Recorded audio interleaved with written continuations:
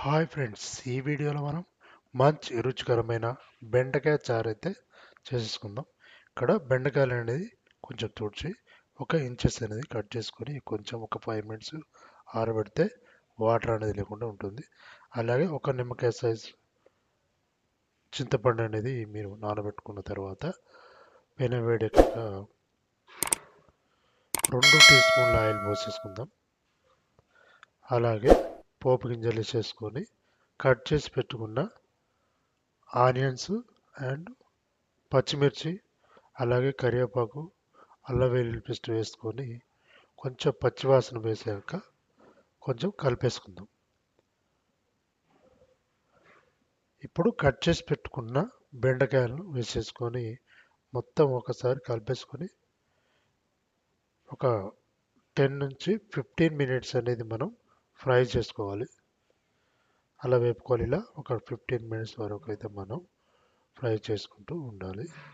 ఈ విధంగా ఆయిల్ అనేది మంచిగా ముక్కలకు పట్టేస్తుంది. అదేవిధంగా ఆనియన్స్ కూడా మంచిగా ఫ్రై అవ్వడం జరుగుతుంది. ఈ విధంగా ఒక 10 నుంచి 15 నిమిషాలు అనేది మనం ఫ్రై చేసుకోవాలి.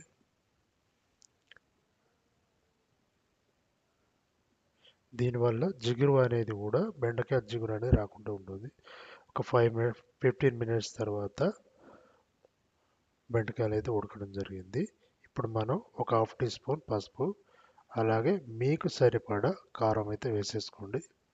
నేనైతే ఒక 1.5 టీ స్పూన్ కారం అయితే వేసేసుకున్నాను. అలాగే ధనియాల పొడి, అలాగే సరిపడా సాల్ట్ అనేది వేసుకోవాలి.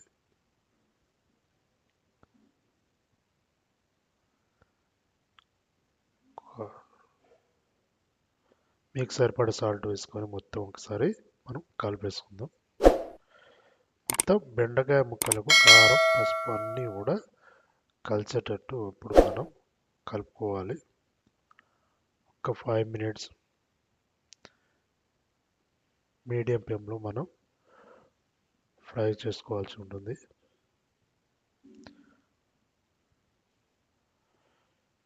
ఒక 5 మినిట్స్ తర్వాత మనం ముందు నానబెట్టుకున్న చింతపండు రసం అయితే ఉంది కదా, అదైతే మనం పోసేసుకుందాం. ఇప్పుడు చింతపండు రసం అయితే మనం పోసేసుకుందాం.